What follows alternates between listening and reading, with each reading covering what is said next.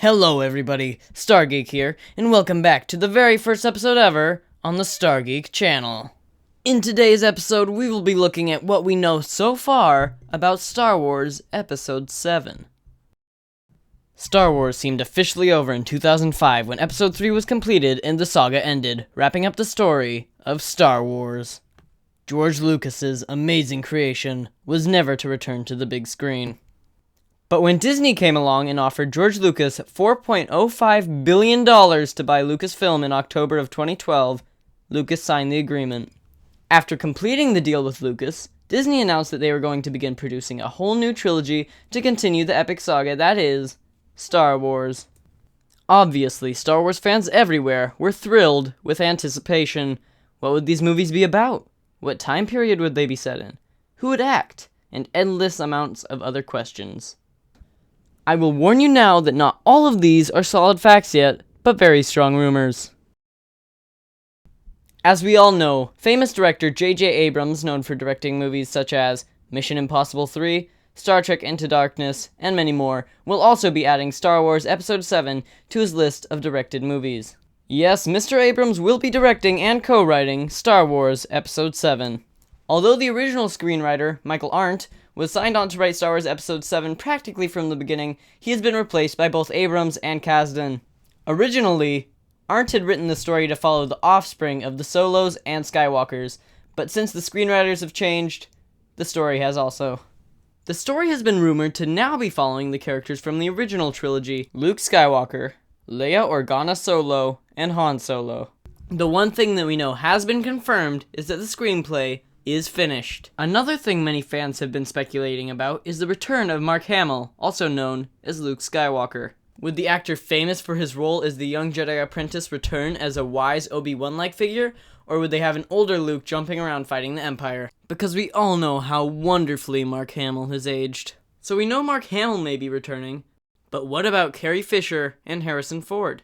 Both Hamill and Fisher have already met with George Lucas prior to the Disney deal being signed, and both of them seem to be practically confirmed for this next movie. So if both Mark and Carrie will be starring, Harrison Ford will too, right? Not necessarily. Although a few months earlier he had been responding positively towards questions about Star Wars, he seems to have locked up since then, and has been quoted saying that he has not quite made the choice if he is going to return or not.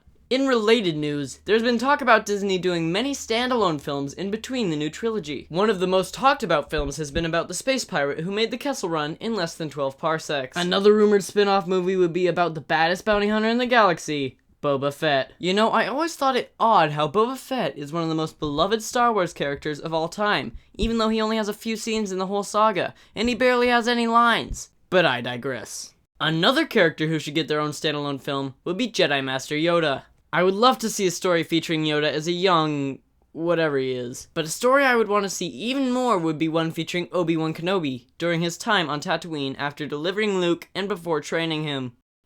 Although Obi-Wan may not be getting his own film, Ewan McGregor may come back as an old Force ghost of Obi-Wan, considering Alec Guinness is no longer alive. Rumors also say the evil Sith Lord Emperor Palpatine may be returning in Force ghost form after his tragic death in Episode 6. One of Star Wars' best features is its music, written and composed by John Williams. It just wouldn't be Star Wars if John Williams didn't compose the music, but we don't have to worry about that. It has been confirmed that he will be making the score for Episode 7. Now, I'm not sure about any of you, but I wanted to make sure that my favorite character, C-3PO, and his little companion R2-D2 were going to make the cut for Episode 7. Luckily, we knew that R2-D2 was officially confirmed before they even finished the screenplay, but what about C-3PO? Well, it has now also been confirmed that the Golden Droid will be making an appearance in Episode 7. Anthony Daniels will be playing the Ewok God, but R2-D2 will most likely just be remote control or CGI. If they bring the droids back in each of the next sequels, they will be the only characters to have been in all movies, and if they bring Obi-Wan back, he will also be one of the only 3. Now that most of our original favorites may be coming back, what about the new characters? Actor Adam Driver may be playing the film's central antagonist in the vein of Darth Vader. Driver is close to confirmed for the 7th installment of the Star Wars saga. And to wrap up what we know so far about Star Wars Episode 7, we are going to talk about some of the rumored main roles. There have been reports that they are looking for a late-teen female, a 70-something male, a 40-something military man, a young 20-something male, and a second young female, also late teens. Many people are speculating that Jesse Plemons may be playing Luke's son. That's all the news for now, and I hope you are all excited as I am. Subscribe to Star Geek for weekly Star Wars content. Until we meet again in a galaxy far, far away, this has been Star Geek.